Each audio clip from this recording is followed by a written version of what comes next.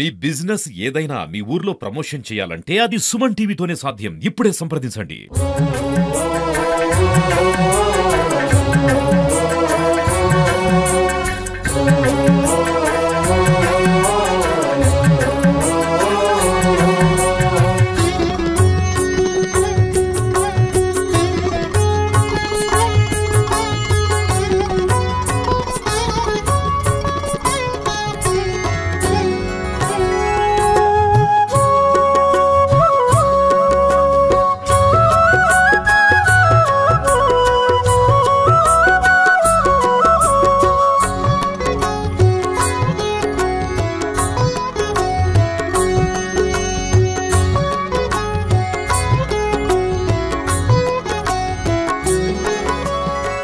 నమస్తే, welcome to Suman TV Kothagudem. అరుణాచలేశ్వరుడు అనగానే అందరికీ గుర్తొచ్చేది తమిళనాడు రాష్ట్రంలో తిరువనమలైలో కొలువై ఉన్న స్వామివారు. కానీ తెలుగు ప్రజలకి మాత్రం అరుణాచలేశ్వరుడు అనగానే భద్రాద్రి కొత్తగూడెం జిల్లాలో భద్రాచలం దేవస్థానం నుంచి పర్ణశాల వెళ్లే మార్గంలో నరసాపురం గ్రామంలో కొలువై ఉన్న అరుణాచలేశ్వరుడు. మరి ఆ చిన్న అరుణాచలం మహత్యం గురించి, విశిష్టతను గురించి మనం ఈరోజు ఆలయ వ్యవస్థాపకులు శ్రీ శ్రీ శివనాగ స్వామివారిని అడిగి తెలుసుకుందాం. స్వామి నమస్కారం అండి. 2-3 సంవత్సరాల నుంచి అరుణాచలం అనగానే తిరువనమలై అరుణాచలం కాకుండా నరసాపురంలో కొలువై ఉన్న చిన్న అంటే నరసాపురం అనే పేరుని ఇక్కడ ప్రజలు మర్చిపోయారు. సో చిన్న అరుణాచలం అనే గుర్తుంటుంది. అంటే మరి ఈ ఆలయ స్థాపన ఎలా జరిగిందండి? మామూలుగా మనం తిరువన్నామలై అరుణాచలం గురించి తెలుసుకున్నట్లయితే చాలామంది వెళ్తున్నారు. ఇప్పుడు అరుణాచలం వెళ్తున్నారు అంటే జీవన యాత్రలో, అంటే మనిషి యొక్క యాత్రలో తప్పకుండా 2 యాత్రలు చేయమని చెప్తుంది శాస్త్రం. ఒకటి అరుణాచలం, ఒకటి కాశీ. తప్పకుండా ఈ 2 ప్రాంతాల్లో మనిషిగా పుట్టిన ప్రతి జీవి అడుగు పెట్టాలంట. ఎందుకయ్యా అంటే అరుణాచలంలో ఎందుకు అడుగు పెట్టాలి అంటే అరుణాచలంలో ఆ పరమేశ్వరుడు అరుణాచలేశ్వరుడుగా అంటే అరుణగిరి రూపంలో వెలుగొందుతున్నాడు. అరుణాచలం అంటే అగ్నిలింగం. ఆ అగ్ని స్తంభమే బ్రహ్మ విష్ణువుల యొక్క మాయను తొలగించి, అహంకారం అనేటువంటి మాయను తొలగించడానికి ఆ యొక్క పరమేశ్వరుడు వారి మధ్య అగ్నిస్తంభంగా వెలుగొందాడు. వారి యొక్క మాయ తొలగిపోయాక వారికి అర్థమైంది ఆ పరమేశ్వరుడు ఉన్నాడు, మాకంటే అధికుడు ఒకడు ఉన్నాడు అని తెలుసుకున్న తర్వాత ఆ స్తంభమే ఇప్పుడు అరుణగిరిగా వెలుగొందుతుంది తమిళనాడు. అంటే ఏంటంటే అక్కడికి వెళ్తే ఎవరైతే అక్కడికి వెళ్తారో అరుణగిరి ప్రదక్షిణ చేస్తారు. 5వ అడుగు వేయగానే వారి జన్మల్లో చేసినటువంటి పాపరాశి దగ్ధం అవుతుందంట. ఎందుకంటే అరుణాచలేశ్వరుడు అక్కడ అగ్నిలింగంగా ఉన్నాడు. అంటే అగ్ని యొక్క స్వభావం దగ్ధం చేయడం. అక్కడ ఆయన తన భక్తుల్ని పిలిపించుకొని వారి యొక్క పాపాలను దగ్ధం చేస్తున్నాడు అక్కడ అరుణాచలేశ్వరుడు. తప్పకుండా అక్కడికి అరుణాచలం వెళ్ళాలి, అరుణగిరి యాత్ర చేయాలి, అరుణాచల యాత్ర చేయాలి, అరుణగిరి ప్రదక్షిణ చేయాలి. అగ్నిలింగంగా ఉన్నటువంటి అరుణాచలేశ్వరుడిని తప్పకుండా దర్శనం చేసుకోవాలి. అలాగే భగవాన్ రమణ మహర్షి, ఎందుకంటే ఒక మనిషి గురువు చేతిలో పడితే మాత్రమే వాడు ఉద్ధరింపబడతాడు. ఆ గురువు యొక్క మార్గంలో వెళ్తే వాడు అంటే ఎందుకంటే మనిషి జన్మ ఎందుకు వచ్చింది అంటే మోక్షాన్ని పొందటానికి. మిగతా జీవులకి లేనిది మనిషికి ఉన్నటువంటిది బుద్ధి. ఈ బుద్ధి చేత భగవంతుని తెలుసుకోవాలి, తెలుసుకొని ఆయనలో ఐక్యమైపోవాలి. అంటే దాన్నే మోక్షము అంటాం. అందుకనే అరుణాచలం అంటే మోక్ష కేంద్రము అంటాం. అక్కడికి వెళ్తే ఏమొస్తుందంటే మోక్షం కోసం ప్రయత్నం చేస్తాడు జీవుడు. అంటే మిగతా కోరికలు తీర్చుకోవటం కోసం పరిగెత్తడం మానివేసి ఆ భగవంతుని చేరుకోవటానికి ప్రయత్నం చేస్తాడు అరుణాచలం వెళ్తే, అరుణగిరి ప్రదక్షిణ చేస్తే. ఎందుకంటే అది మోక్ష క్షేత్రం కాబట్టి. అందుకే అరుణాచలం వెళ్ళొస్తే జీవితంలో మార్పు తప్పకుండా కలుగుతుంది. ఎందుకంటే అక్కడ మీరు ఫారినర్స్ గమనించినట్లయితే తప్పకుండా వాళ్ళందరూ కూడా భగవాన్ రమణ మహర్షి దగ్గరికి వెళ్ళి ధ్యానంలో ఉండిపోతారు. వాళ్ళు ఎక్కువ మంది టెంపుల్కి వెళ్ళరు, కానీ అక్కడ భగవాన్ దగ్గరికి వెళ్ళి, గురువు దగ్గరికి వెళ్ళి ఆ ధ్యానంలో మునిగిపోయి వారు ఒక విధమైనటువంటి ఆనందాన్ని పొంది మోక్ష శిఖరాలకు వెళ్తున్నారు వాళ్ళు. అలా ఆ యొక్క అరుణాచలం గొప్పతనం అది. ఇక మన చిన్న అరుణాచలానికి వచ్చినట్లయితే నేను మామూలుగా ఆ యొక్క శివభక్తుడిని, ఎన్నో సంవత్సరాలు ఆ శివుడిని ఆరాధన చేస్తున్నటువంటి దీక్షలు తీసుకొని ఆ 12 జ్యోతిర్లింగాలు తిరగటం ఇవన్నీ చేశాక ఆ యొక్క ధ్యానంలో ఒక శివాలయంలో కూర్చొని ఉన్నప్పుడు ధ్యానంలో నాగేంద్రుడు కనిపించడం. ఎక్కడండి? భద్రాచలంలోనే ఎక్కువగా ఉన్నాను కాబట్టి భద్రాచలంలో ఉన్నటువంటి ITD దగ్గర ఉన్నటువంటి పంచముఖ శివుడు ఉన్న చోట ఎక్కువగా ఉండేవాడిని. అక్కడ ఉన్నప్పుడు ధ్యానంలో ఒక నాగేంద్రుడు కనిపించడం విశేషంగా జరుగుతూ ఉండేది. అప్పుడే కైలాస యాత్ర అంటే కేదార్నాథ్ యాత్ర చేయటం, ఆ కేదార్నాథ్ యాత్ర చేసేటప్పుడు అనుకున్నాను అనమాట, తప్పకుండా ఈ 12 జ్యోతిర్లింగాల్ని ఒక చోట ప్రతిష్ఠ చేయాలి. అందరూ వెళ్ళలేరు. ఆ కేదార్నాథ్ యాత్ర చేసేటప్పుడు అనిపించింది అనమాట, ఇంత దూరం సామాన్యులు రాలేరు, వచ్చినా అక్కడికి వెళ్ళటం అనేది, వెళ్ళి రావటం అనేది చెప్పలేము అనమాట, అంత కొండల్లో లోయల్లో వెళ్ళి. కాబట్టి తప్పకుండా ఒక 12 జ్యోతిర్లింగాలు ఉండేటువంటి 12 జ్యోతిర్లింగాల క్షేత్రాన్ని ఏర్పాటు చేయడానికి సంకల్పం చేసుకోవడం జరిగింది కేదార్నాథ్లో. అక్కడ ఆ పరమేశ్వరుడు మనకి ఆ ధ్యానంలో అక్కడ కూడా కనిపించడం, అలా వచ్చాక దేవాలయం నిర్మాణం చేయాలి అనుకోవడం జరిగింది. ఎప్పుడైతే దేవాలయం నిర్మాణం చెయ్యాలి అనుకున్నప్పుడు నాకు తెలియకుండా అరుణాచలం వెళ్ళిపోయాను. అరుణాచలం గురించి అసలు తెలియదు మనకి, అరుణాచలం వెళ్ళలేదు కాబట్టి ఆ అరుణాచలం గురించి తెలియదు. అటువంటిది దేవాలయ నిర్మాణం చెయ్యాలి అనుకున్నటువంటి సందర్భంలో తెలియకుండా అరుణాచలం వెళ్ళటం, ఆ అరుణాచలేశ్వరుని దర్శనం చేసుకోవటం, భగవాన్ రమణ మహర్షిని దర్శనం చేసుకోవటం. ఆ తర్వాత వచ్చాక స్వామి మీరు దేవాలయం నిర్మాణం చేస్తున్నారు కదా, ఎవరు ఆయన అంటే అప్పుడు అరుణాచలేశ్వరుడు అన్నాను. ఆ అన్న మాట కూడా నాకు గుర్తులేదు, అలా అనిపించాడు. కాబట్టి అలా ఈ యొక్క దేవాలయ నిర్మాణం ఆ నాగేంద్రుడు ఎక్కడుందని అప్పుడు ఎత్తుక్కుంటూ వచ్చినప్పుడు ఇక్కడ ఈ స్థానంలోనే పుట్ట ఉండటం, నా ధ్యానంలో కనిపించినటువంటి పుట్ట ఆ నాగేంద్రుడు ఇక్కడ దర్శనం ఇవ్వటం చేత ఇక్కడే నిర్మాణం చేయాలి అనుకోవటం. అది కాకతాళీయంగా ఆ స్థలం మా పూర్వీకులది అవ్వటం, మా నాన్నగారు నేను అడగగానే ఆయన ఇవ్వటం, ఆ విధంగా ఇక్కడ ఆలయ నిర్మాణం చేయటం అనేది జరిగింది అనమాట. అంటే స్వామివారు ఆల్రెడీ ఇక్కడ కొలువై ఉన్నాడు, మీకు సంకల్పాన్ని కొలువై ఉన్నాడు. ఎందుకంటే ఇది కొత్త నరసాపురం అంటాం, పాత నరసాపురం అనేది ఇంక పూర్వం కొంచెం ముందుకు వెళ్తాడు, తాటి చెట్లు అటు ఉంటుంది, పొలాల్లో ఉంది. ఇప్పటికీ అక్కడ 14వ శతాబ్దం నాటి విగ్రహాలు ఉన్నాయి అన్నమాట. ఇప్పటికీ అంటే ఒకప్పుడు ఈ ప్రాంతంలో దేవాలయం వెలుగొందింది కాబట్టి ఆ వెలుగొందింది అయి ఉండొచ్చు, ఆ పూర్వీకుల యొక్క ఆశీస్సులు వాటితోటి మనం మళ్ళీ ఇక్కడ దేవాలయం నిర్మాణం చేయటం సంకల్పం చేసుకోవటం, ఆ విధంగా ఇక్కడ ఒక దేవాలయం నిర్మాణం జరిగింది. అది చిన్న అరుణాచలంగా రూపుదిద్దుకోవడానికి కారకుడు అరుణాచలేశ్వరుడే. ఎందుకంటే నాకు అనుకోకుండా నేను అరుణాచలం వెళ్ళటం జరిగింది. అరుణాచలేశ్వరిని ప్రతిష్ఠించారు కాబట్టి చిన్న అరుణాచలంగా అది అంటే చిన్న అరుణాచలం ఎందుకన్నట్టు ఉత్తిగిన పేరు పెట్టుకుంటే సరిపోదు కదా, ఇక్కడికి వచ్చిన వాళ్ళకి ఆ ఫీల్ కలిగించగలగాలి.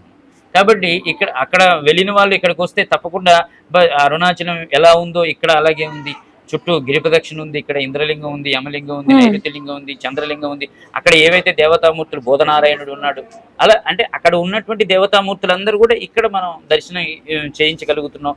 మరి అందరికీ క్వశ్చన్ వస్తుంది, ఇక్కడ అరుణగిరి లేదు కదా అని. అరుణగిరి అంటే అక్కడ అరుణాచల మహాత్యం అరుణాచలేశ్వరుడు చెప్పాడు అనమాట, నేను అరుణగిరి రూపంలో సహస్ర భుజాలు సహస్ర శీర్షాలతోటి వెలుగొందుతున్నాను అంటే అరుణగిరితో సమానమైనది ఏంటంటే సహస్రలింగం. అంటే అక్కడ అరుణగిరి ప్రదక్షిణ చేస్తే ఎంత ఫలితం వస్తుందో ఇక్కడ సహస్రలింగం చుట్టూ ప్రదక్షిణ చేస్తే అంత ఫలితం వస్తుంది ఇక్కడ. అయితే ఇక్కడ విశేషం ఏంటంటే చాలా మంది భక్తులు నమ్మేది, వెళ్ళొచ్చిన వాళ్ళు నమ్మేది ఏంటంటే స్వామి ఇక్కడికి వస్తే అనుకోకుండా అక్కడికి వెళ్ళిపోతున్నాం అంటే అరుణాచలం గురించి తెలిసి కూడా వెళ్దాం అనుకోండి. ఎందుకంటే మీకు అందరికీ తెలిసింది తిరుపతి నుంచి 3 గంటలే, తిరుపతి చాలా సార్లు వెళ్తాం కానీ అరుణాచలం గురించి తెలుసుకునే జీవుడు చాలా మంది ఉన్నారు. కానీ ఇక్కడికి వస్తే తప్పకుండా అరుణాచలం యాత్ర చేస్తున్నారు.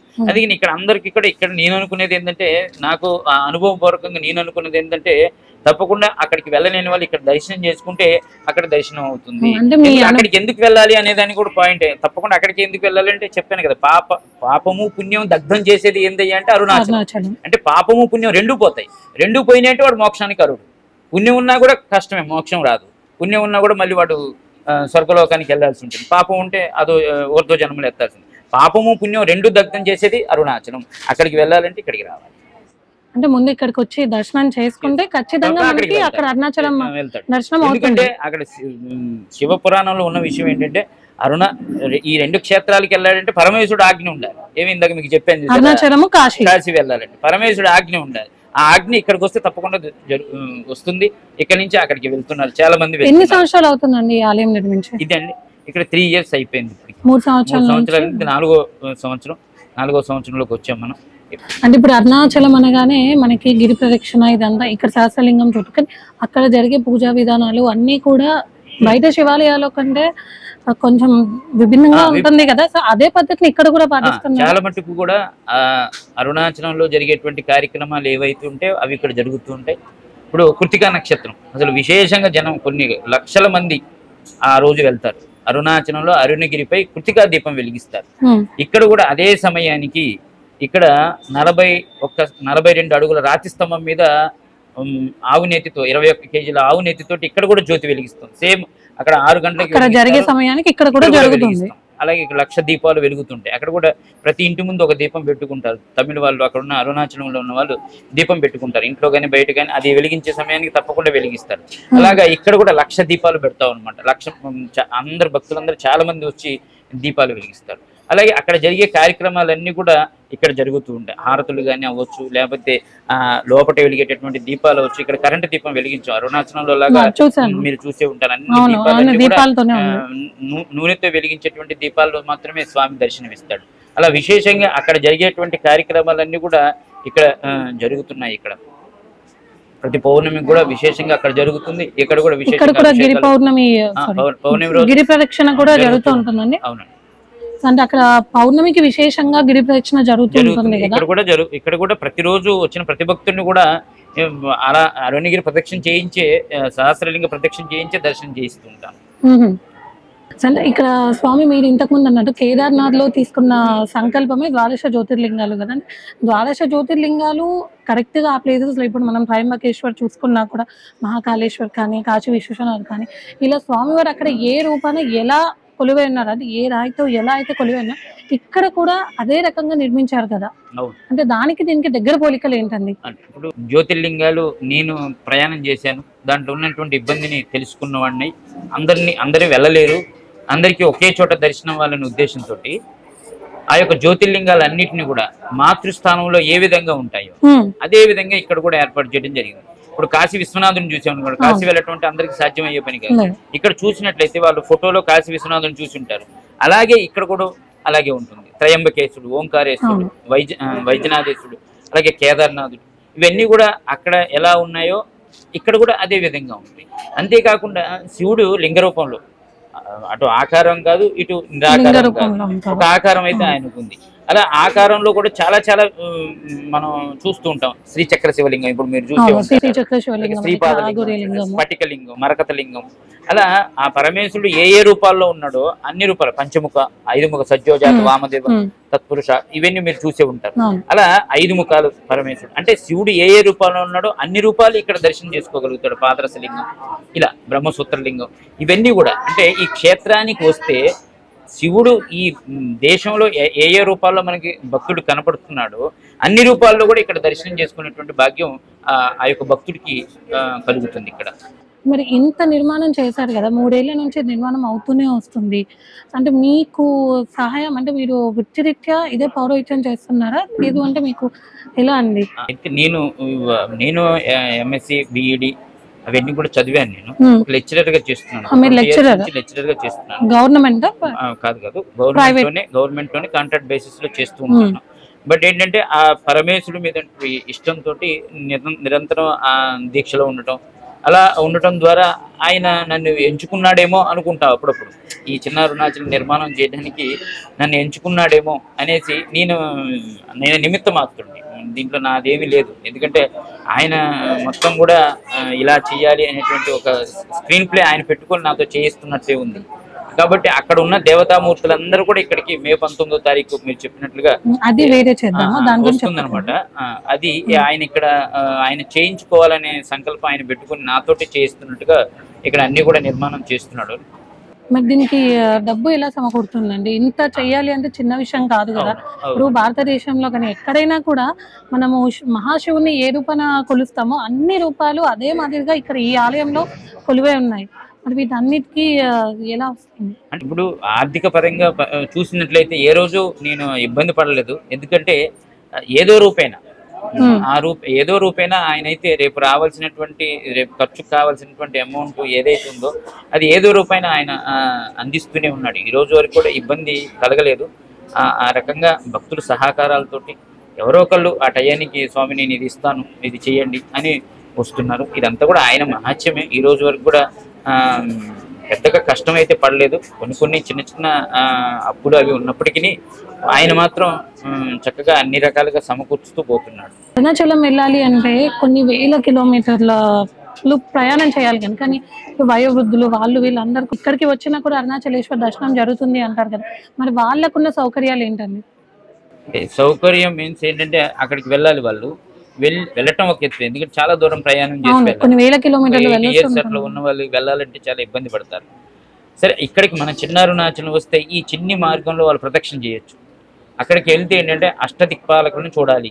ఎందుకంటే ప్రతి జీవుడికి వచ్చేటువంటి ప్రమాదాలు ఎక్కడి నుంచి వస్తాయంటే ఈ 8 దిక్కుల నుంచి వస్తాయి. కాబట్టి ఈ అష్టదిక్పాలని దర్శనం చేసుకోవాలంటే అరుణాచలమే వెళ్ళాలి. కానీ అక్కడికి వెళ్ళలేని వాళ్ళు ఇక్కడికి వస్తే ఇక్కడ అష్టదిక్పాలకులని ఈ చిన్న మార్గంలో దర్శనం చేసుకోవచ్చు.